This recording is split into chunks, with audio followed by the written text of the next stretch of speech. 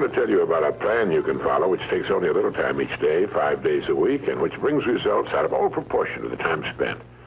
For a moment, consider the things your mind has brought you. Everything you have, your work, your relationship with your family and others, your philosophy of life, all come to you as a result of using your mind. Now consider the estimate made by experts. You have probably been operating on less than 10% of your mental capacities, much less. Dr. Herbert Otto, psychologist, educator, and chairman of the National Center for the Exploration of Human Potential, reminds us that many well-known scientists, such as the late Abraham Maslow, Margaret Mead, Gardner Murphy, O. Spurgeon English, and Carl Rogers, subscribe to the hypothesis that man is using a very small fraction of his capacities. Margaret Mead quotes a 6% figure. Herbert Otto writes, "My own estimate is 5% or less." Neurological research at the UCLA Brain Research Institute points to enormous abilities latent in everyone by suggesting an incredible hypothesis. The ultimate creative capacity of the human brain may be, for all practical purposes, they pointed out, infinite. To use the computer analogy, man is a vast storehouse of data, but we have not learned how to program ourselves to utilize these data for problem-solving purposes. Yefremov, the eminent Soviet scholar and writer, says man under average conditions of work and life uses only a small part of his thinking equipment. If he were able to force our brain to work at only half its capacity, we could, without any difficulty whatever, learn 40 languages, memorize the large Soviet encyclopedia from cover to cover, and complete the required courses of dozens of colleges. Now, this statement is hardly an exaggeration. It is the generally accepted theoretical view of man's mental potentialities. Now, how can we tap this gigantic potential? Well, it's a big and very complex problem with many ramifications. But as Herbert Otto points out, it is clear that persons who live close to their capacity, who continue to activate their potential, have a pronounced sense of well-being and considerable energy. They see themselves as leading purposeful and creative lives. If everything you have is the result of using just 10% of your mind, consider for a moment what it will mean to you and your family if you can increase this percentage. Now, none of us, as a rule, has the slightest notion of the real capabilities of his mind. But believe me when I say that your mind can be compared to an undiscovered gold mine, and it makes no difference whether you're 17 or 70.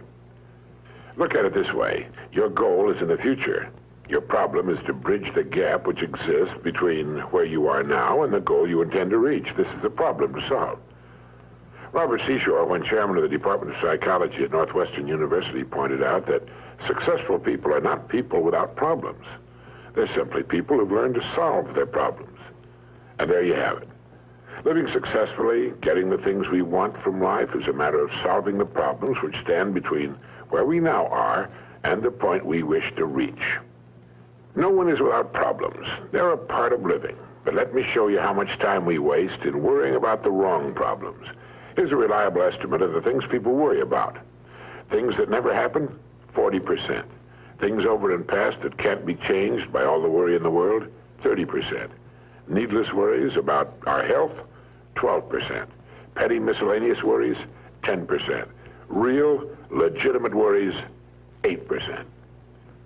In short, 92% of the average person's worries take up valuable time, cause painful stress, even mental anguish, and are absolutely unnecessary.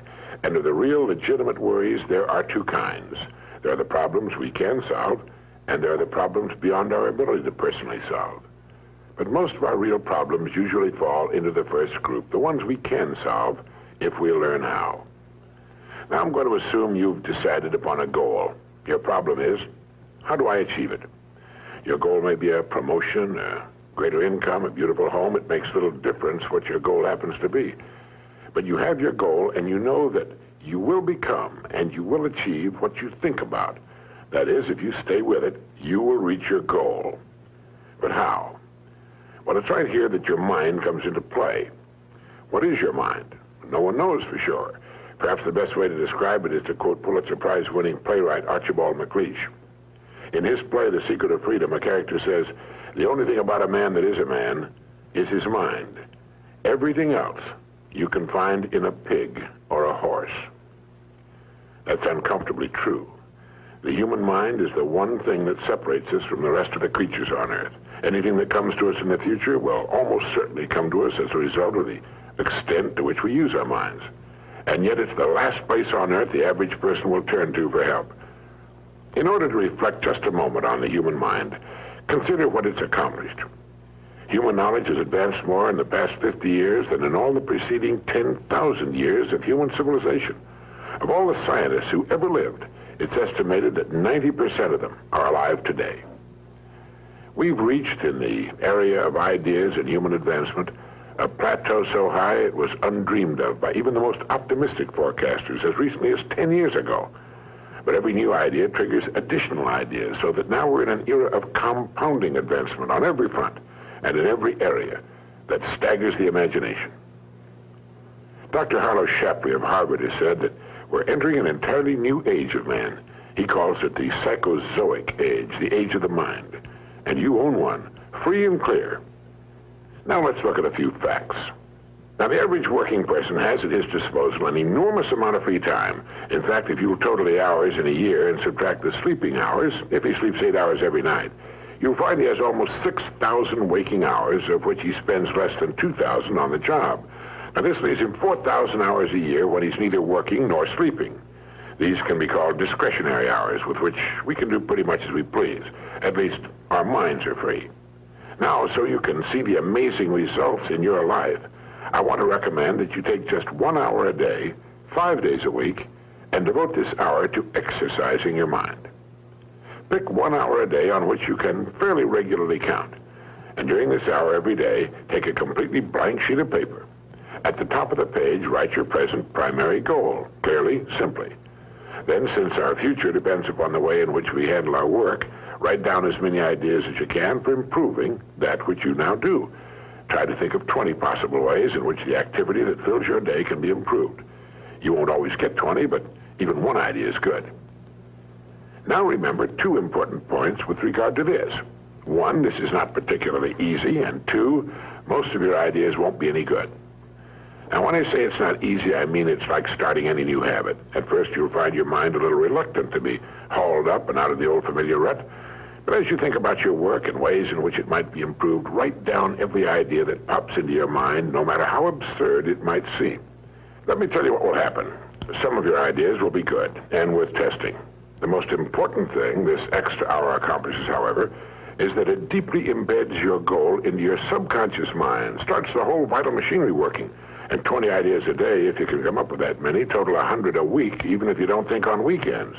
An hour a day, 5 days a week, totals 260 hours a year, and still leaves you 3,740 hours of free leisure time. Now, this means you'll be thinking about your goal and ways of improving your performance, increasing your service, 6.5 full extra working weeks a year. 6.5 40-hour weeks devoted to thinking and planning.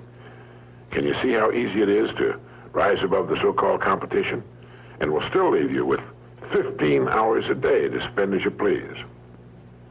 Starting each day thinking, you'll find that your mind will continue to work all day long.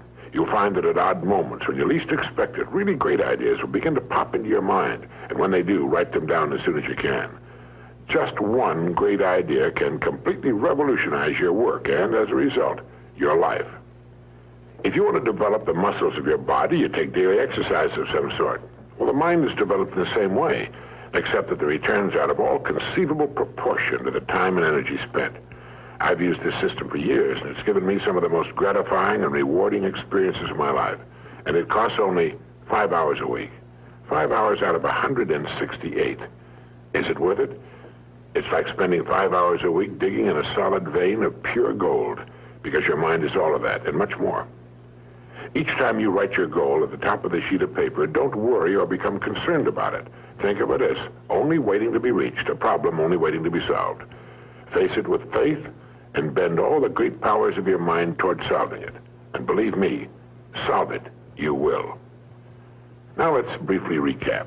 This week, start spending 1 hour each day getting as many ideas as you can. Try for 20 a day on ways to improve what you're now doing. Remember, the achievement of your goal very likely depends upon it, as does your whole future. 2, if everything you now have is the result of using, say, 5 to 10% of your mental abilities, You can imagine what life will be like if you can increase this figure to 20% or more. 3. Successful people are not people without problems. They're simply people who've learned to solve their problems. 4. Don't waste time and energy worrying about needless things. 40% of them will never happen, 30% have already happened and can't be changed, 12% are needless worries about our health, 10% are petty miscellaneous worries, and only 8% are real. Try to separate the real from the unnecessary and solve those which are within your ability to solve. Last of all, the only thing in the world that can take you to your goals in life is your mind, its effective use, and following through on the good ideas it supplies you. Each of us has a tendency to underestimate his or her own abilities. We should realize that we have, deep within ourselves, a reservoir of great ability, even genius, that can be tapped if we'll just dig deep enough.